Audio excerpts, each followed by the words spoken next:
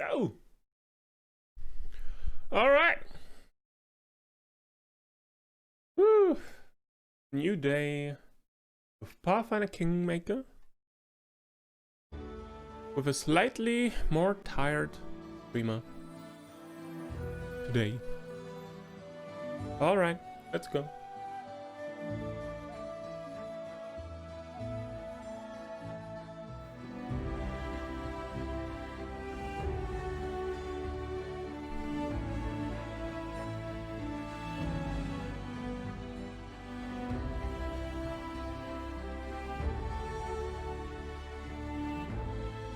So, yesterday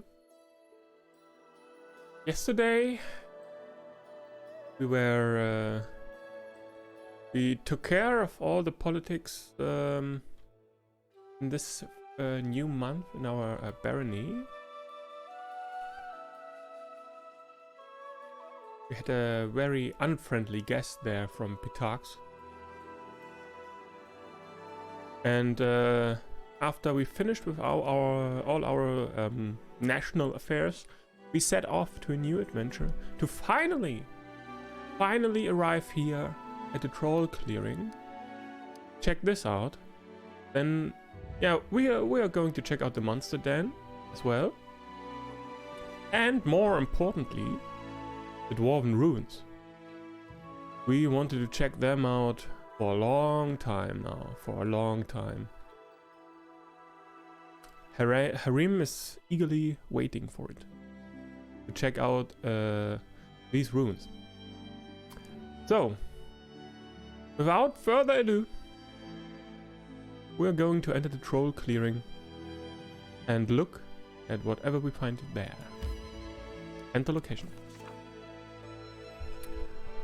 The small glade showed signs of brutal troll feasts. It was littered with gnawed bones, the ground was furrowed with marks from huge feet. The trees held gorges from sharp claws, and the branches had been adorned with the skulls of humans and animals, both old and new. Unfortunately, the trolls' tracks vanished outside the glade, but we could tell that the trolls used this place often. Akun's usually expressionless face turned into a disgusted grimace. We could see the pain he felt as he looked upon the remains of the troll victims. Finally, looking away, he said, "They'll come back. We need an ambush." Harim ran his hand across one of the skulls. With a sad smile on his face, the priest slowly shook his head. I got chills just imagining what thoughts might be crossing his mind at that moment. Having prepared our ambush, we waited.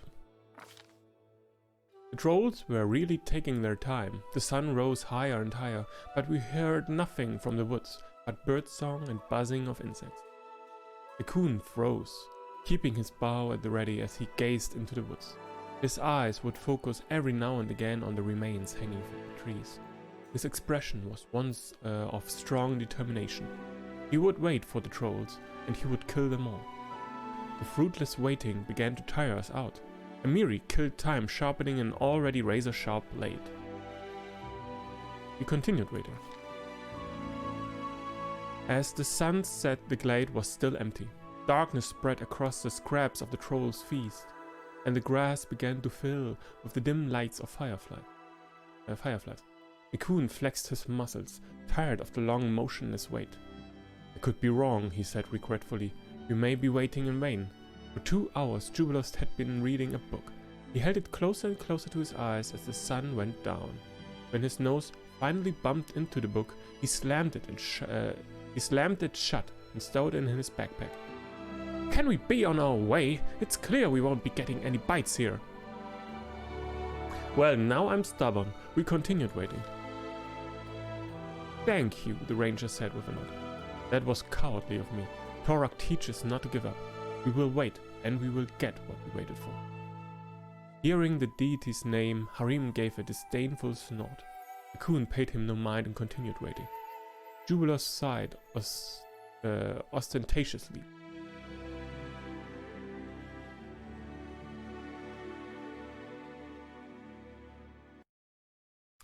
Ostentatious.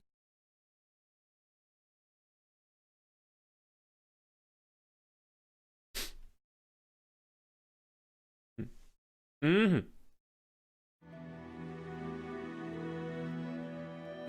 Indeed, why hurry? We'll just hang around here and wait for the bodies of our enemies to float on down the river. I mean, first we'd need a river to wend its way through these parts, but we are patient, aren't we? We can wait for that as well. Ambushes take time. We continued waiting in the hope that the trolls would show themselves eventually.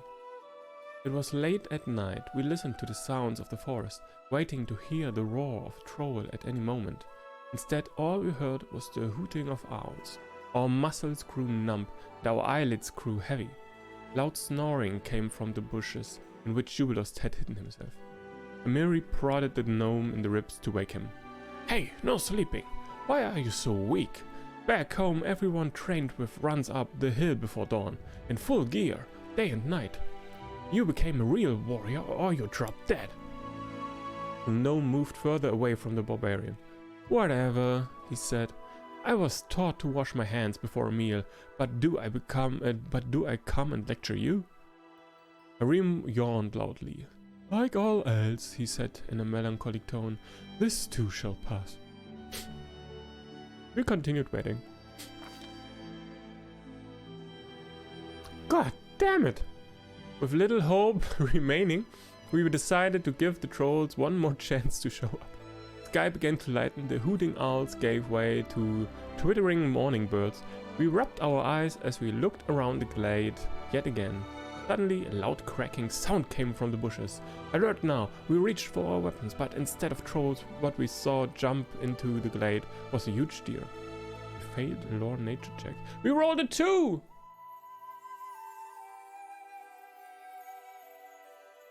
Arrows buzzed through the air, but none hit the target. The animal disappeared behind the trees immediately. After all that waiting, we clearly weren't in top form. Perhaps it was best that it hadn't been the trolls after all. Now we are all fatigued.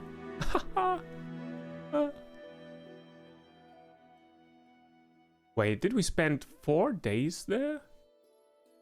Real? Let me check again.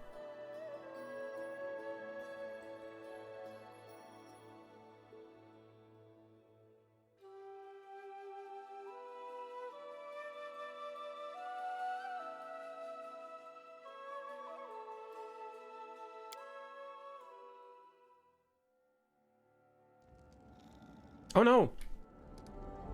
I meant the other save.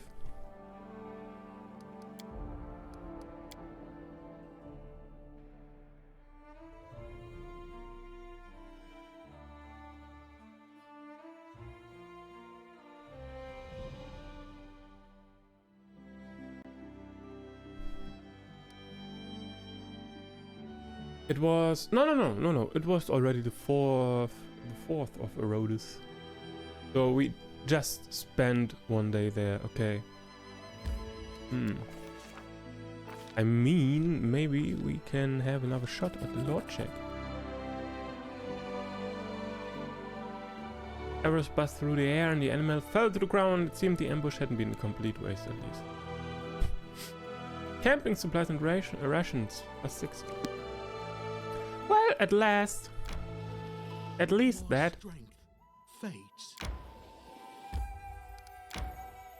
So yeah, we definitely should take a rest now. Yeah. The locals talking about some water rules. The 6 river freedoms, the laws of the stolen lands. It's a curious example of self-imposed legislation.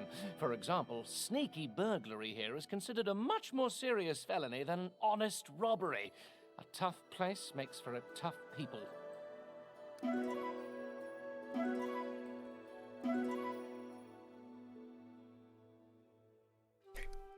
We continue. To the monster den!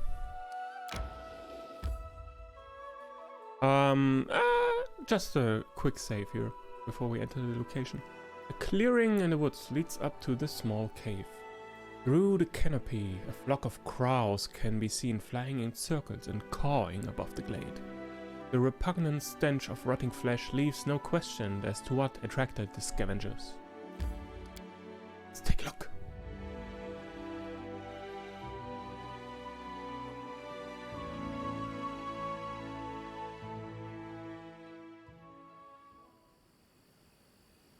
Casting mage armor. Yes.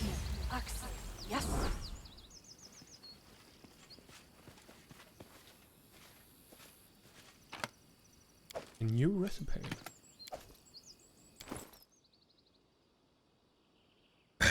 Succulent sausages.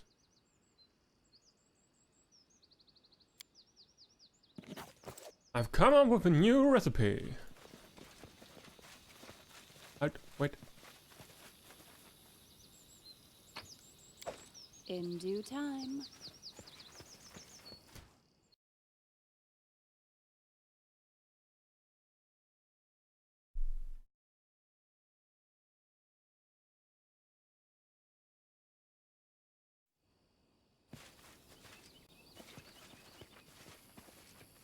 Moving on, venturing forth. Oh, an ancient wyvern.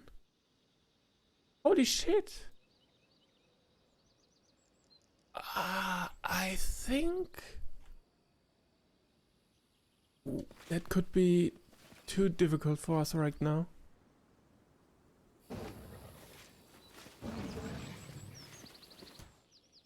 I mean, when I even fail the check on him, that's a bad sign. First, when I see the DC, the difficulty for actually acquiring knowledge about him, 26 at the bare minimum, that's a bad sign for sure. I got you dead.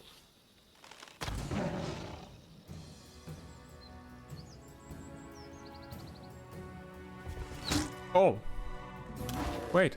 No strike wasted.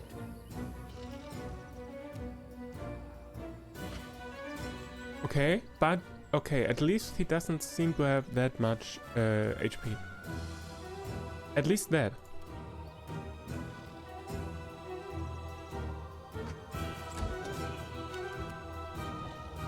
So we we just move up to it.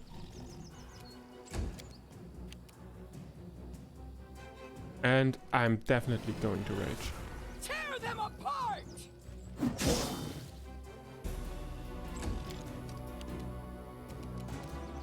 Do I want to...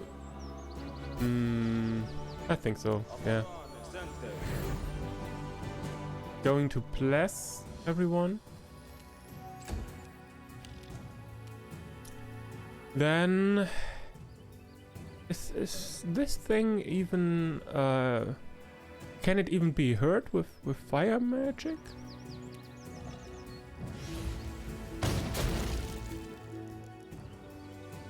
Does it have any resistance?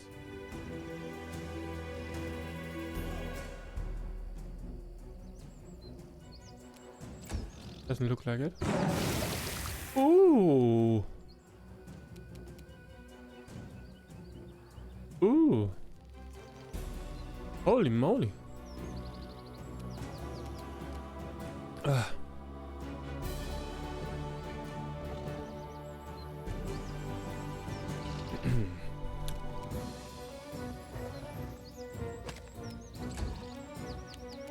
Okay. We could throw a bomb.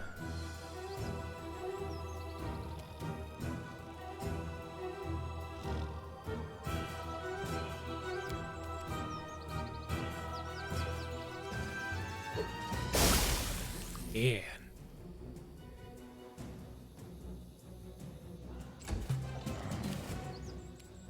Cannot hide from me.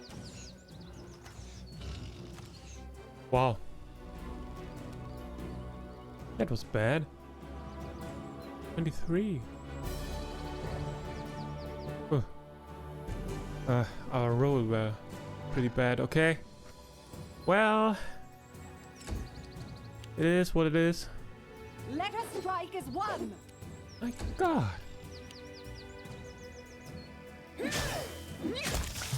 Nice, Miri. Miri the Wyvern Slayer. Wyvern meat. Pretty valuable. I mean, of course, wyverns I think are not that common around here. A composite longbow. Hmm. That looks quite interesting. What do we have here? A lucky longbow. So let's see. Let's see what it does. The luck of the draw. Critical multiplier of this weapon is 4 times instead of 3. Oh. Wow.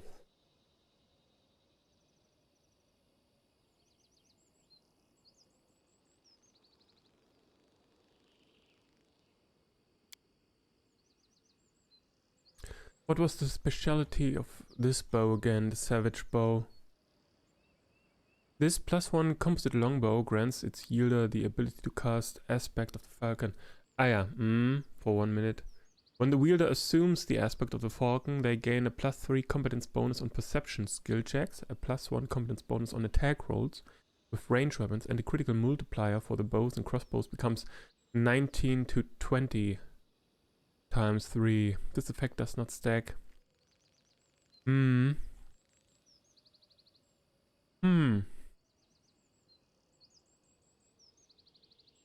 Luck of the draw.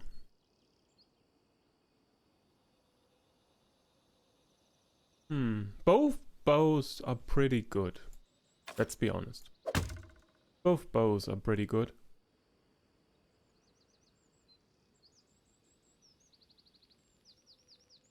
Maybe I'm just going with this one for now. I just try it out. If this thing crits, it crits really hard.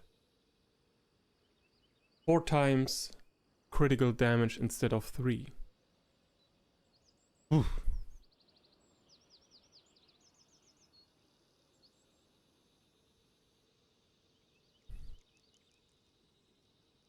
It kind of depends. I don't end up casting this spell of this bow anyway. Maybe I should cast it way more often. It wasn't necessary until now that often to cast it. So maybe we can just get along without it and use this bow with this very nice crit damage instead. Maybe I will regret this decision the very next month. Maybe, I mean, I don't have to let it rot in my inventory. He can still have it in another slot. I can still change to it mid-fight if I realize I'm fighting against a foe with a very high AC, or my hits are just not landing again and again. So I can switch to the other bow, cast the spell, maybe even switch back and still have the spell active. I do what I must. So let's go inside. Take a look what's there. Probably even... Wait, what?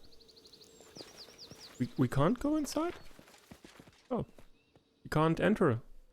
We can't enter the lair. Okay.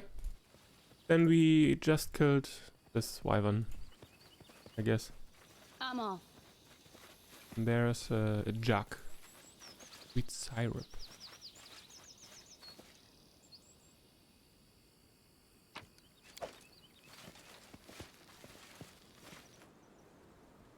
Okay, that was a short one. Short little adventure here with this wyvern. Fine with me.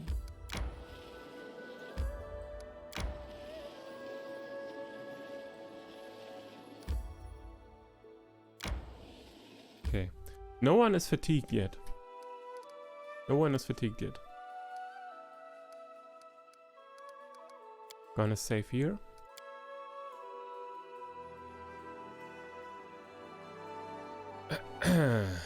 So, Dwarven Ruins. Many troll tracks surround this well-hidden keep deep in the forest. There's a chance that the vile creatures have something to do with this abandoned stronghold. And we're going to check this out.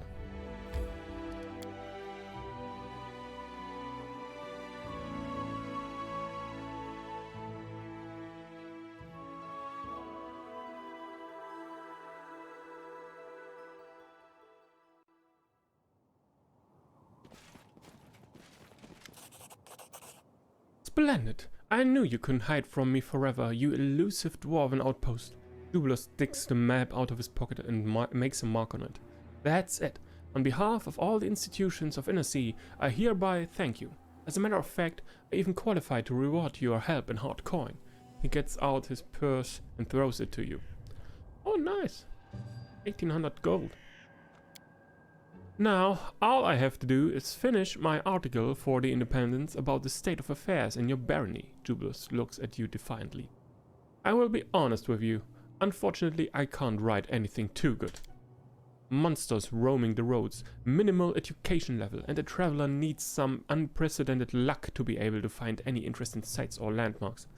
Sadly, these lands are not attractive, neither for potential settlers nor for tourists.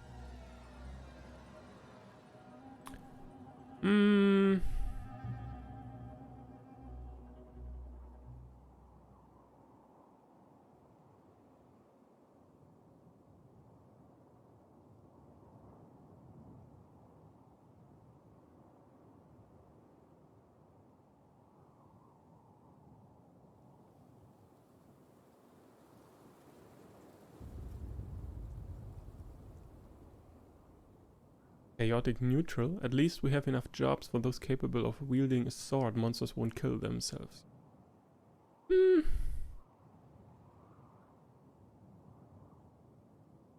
If we are so set up to be impartial, don't forget to mention that the baroness of these lands tends to major problems personally.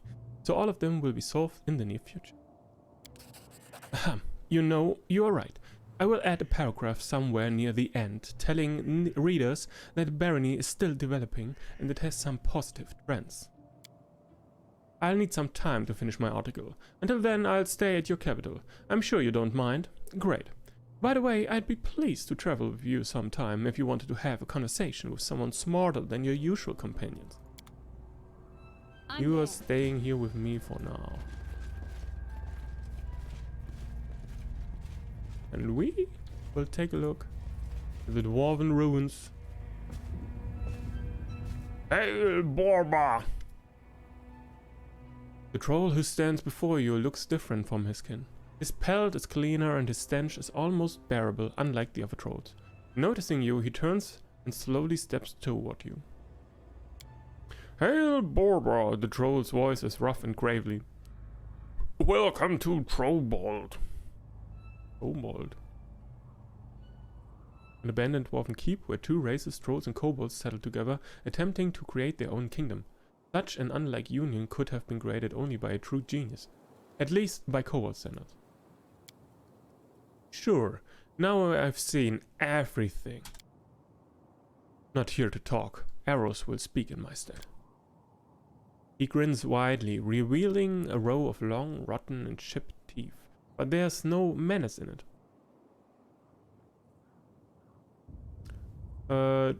Trollbald? Ours capital! The troll exclaims, waving his hand toward the rock. Kingdom of both troll and kobold. We live there now, in peace with Borba, ours land. Who are you? Jason. The troll pounds his chest, making a hollow thud. I had different name before, now Jason, like Borba. He thrusts out his chest. A dribble of drool from his mouth promptly lands there. Me talk like Borba, wash myself like Borba, and no eat Borba. Me is like Borba myself. Your common is impressive. Yes, the troll agrees. Tartuk speaks like that.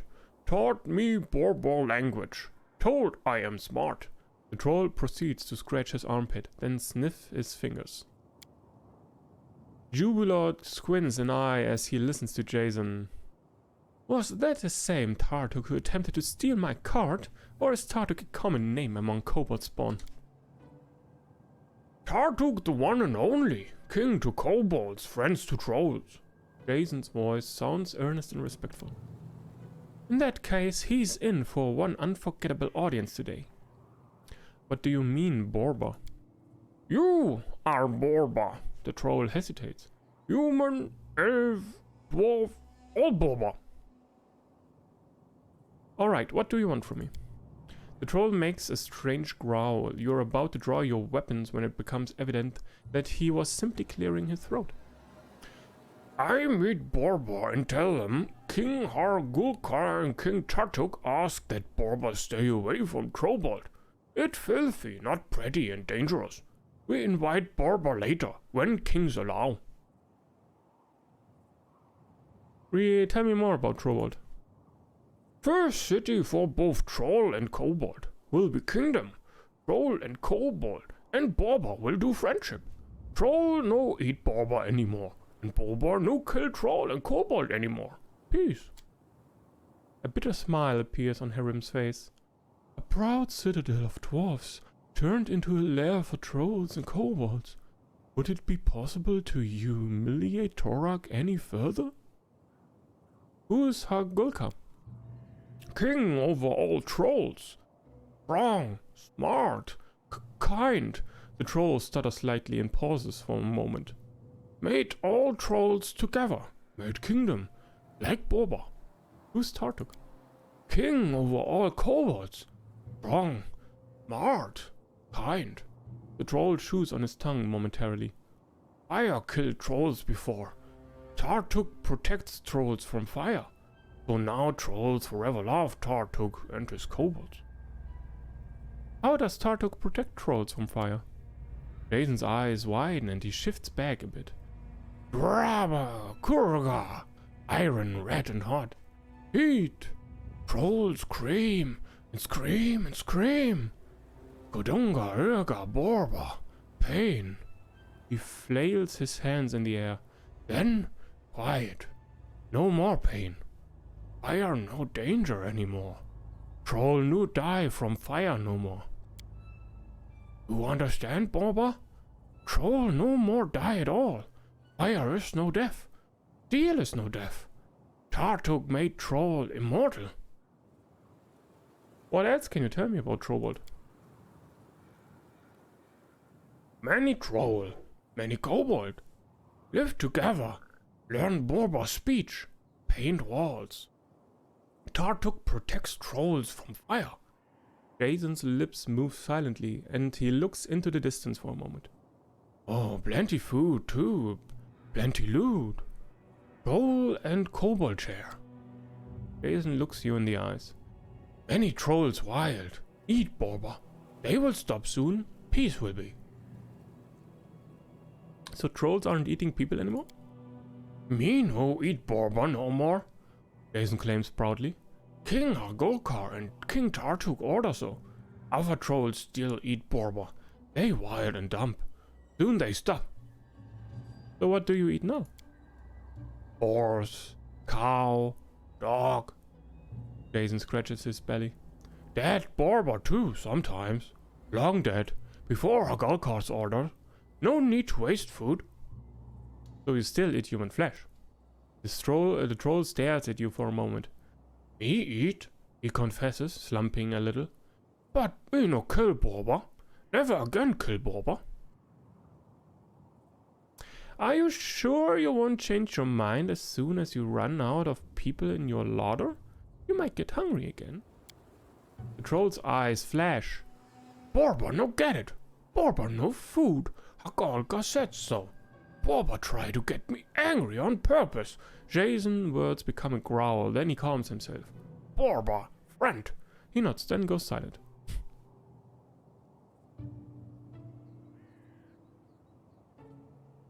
Chaotic neutral. Alright, you don't eat people anymore, but how can you be so sure about the rest of your kin? Damn Borba, don't listen, Jason snorts. Troll no eat Borba, Borba friend. Jason stomps his feet loudly and works his jaw, spraying you with stinky, sticky saliva.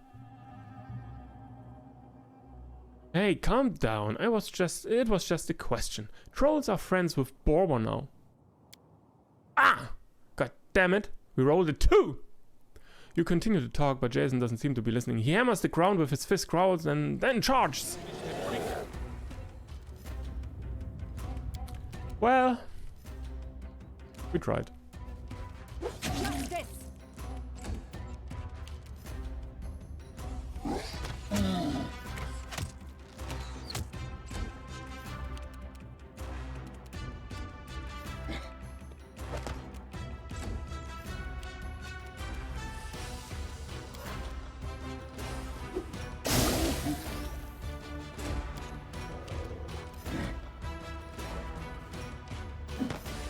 Oh, come on.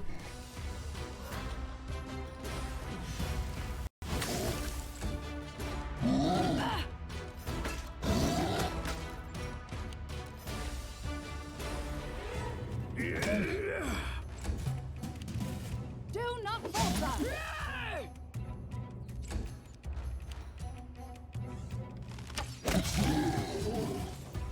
Nice.